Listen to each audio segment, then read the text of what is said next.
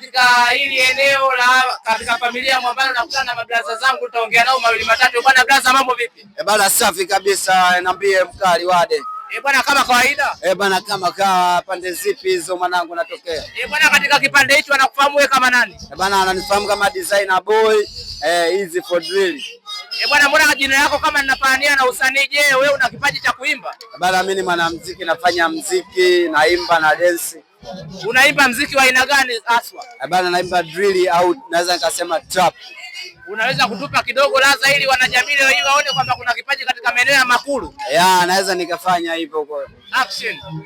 Nikitoka one time tuko sisi na maniga kichizi alakati ka easy wa kujita hizi jakowisa skiza umkoko utapigwa manako hey sadali mnako anaforce kwa speedi asubuhi mchana jioni kuchaka lika na machizi tunapigika itikeli zimeshafika milango ya fahamu na madirisha na machizi wa milembe pa sheria kubisha.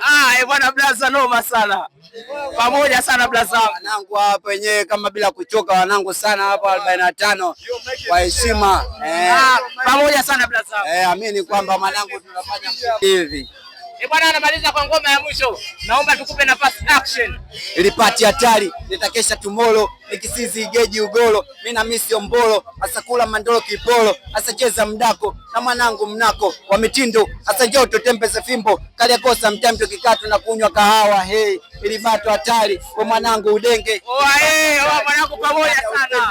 Nikisizi na mawili, mapenzi salari, nikitimba kizimba, na machizi wanapinda, wewe ibaki sina viatu, na machizi kuwinda, for drill.